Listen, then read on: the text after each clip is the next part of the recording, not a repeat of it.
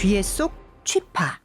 인구와 지역 소멸 위기에서 찾은 생존의 조건은 스브스 프리미엄 귀에 쏙 취파, SBS 미래팀 이혜미 기자의 STF 다이어리 취재 파일입니다.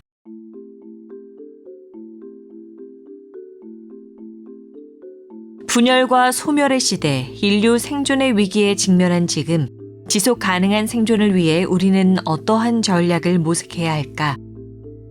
축소사회에서 초생존의 조건을 찾아 나섰던 2024 SBS D 포럼이 지난 12일 성대하게 막을 내렸습니다. 올해 SBS D 포럼, 줄여서 SDF는 한국 사회가 직면한 인구 감소와 지역 소멸 위기를 정면으로 다뤘습니다.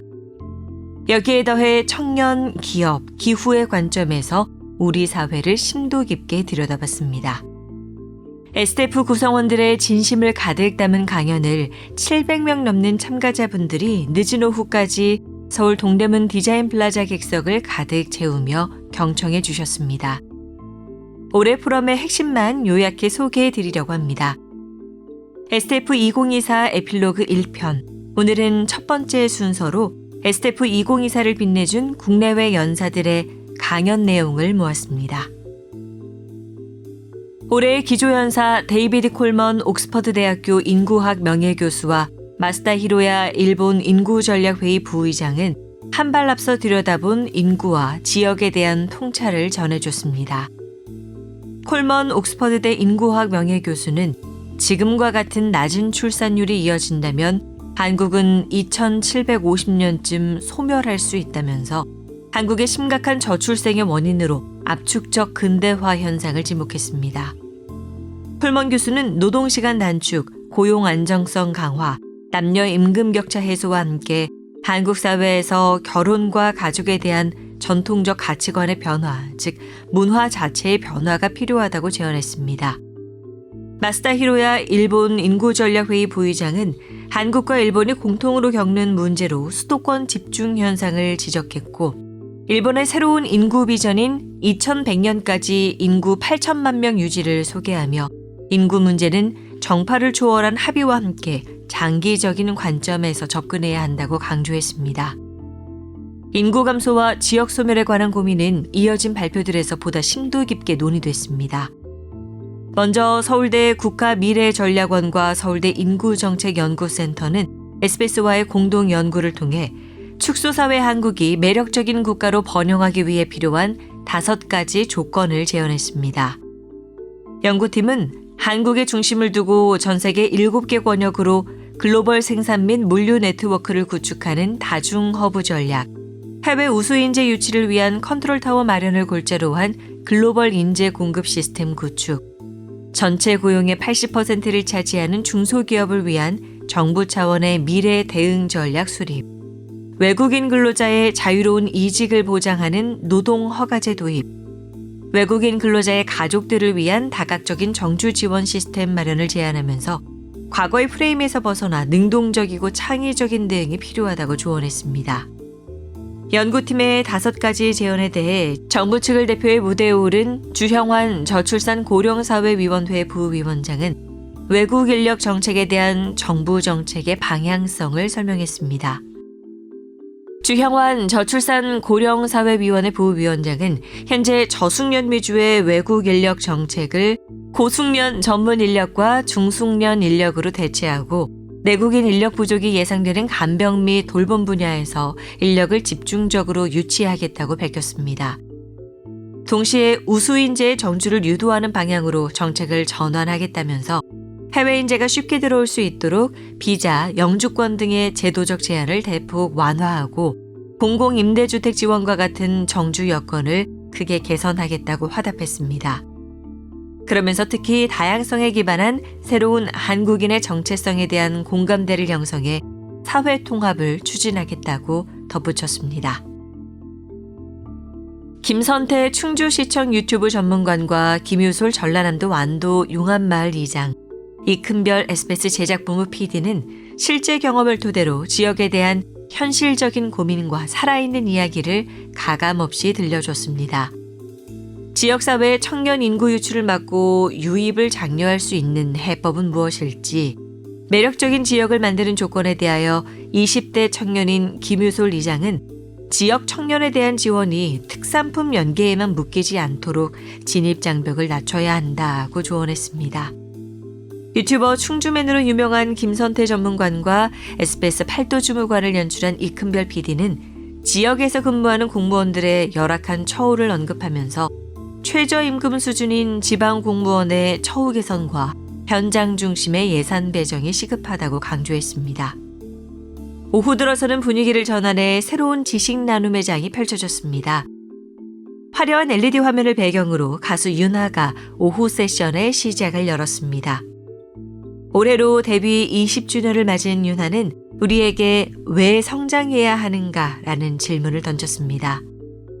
10대 시절 자신을 성장시킨 원동력은 외로움과 고독함이었다며 호주의 부름이라는 도시에서 본 맹그로브 나무와 개복치의 생태를 관찰하면서 깨달은 함께의 의미를 노래에 담아 전했습니다.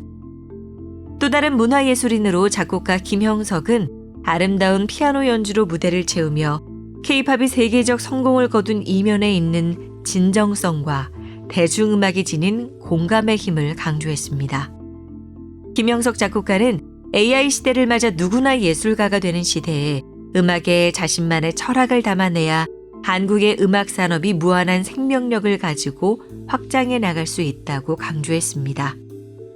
오전에 이어서 초저출생 현상의 본질에 다가가기 위한 STF만의 차별화된 연구 발표도 계속 이어졌습니다. 임동균 서울대학교 사회발전연구소장은 저출생 고령화 사회의 새로운 사회적 이야기를 만들기 위한 4가지 정책 방향을 제시했습니다.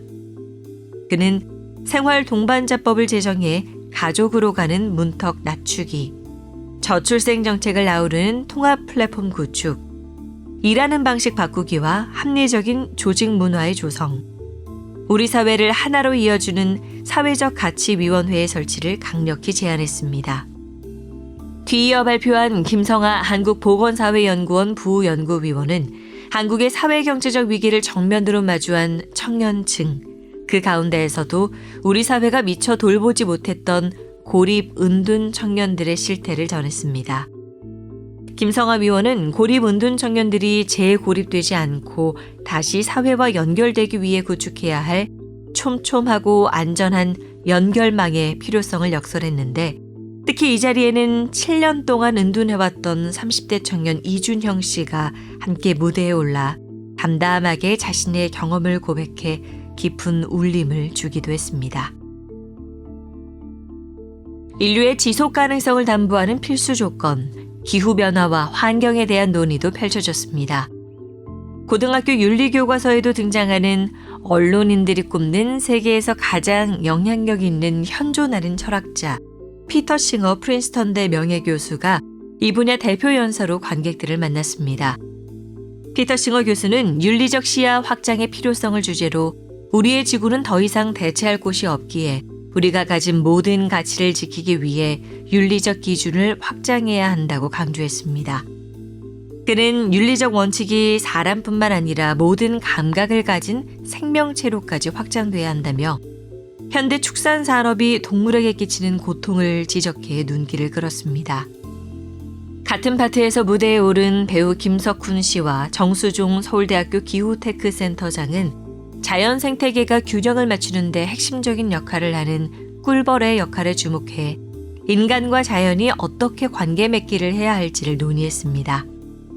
정수종 서울대 기후테크센터장은 개인의 생존이 아닌 군집의 생존을 유지하기 위해 결속하는 초개체 꿀벌의 분봉을 모델 삼아 한국 도시 문제의 해법을 모색했습니다.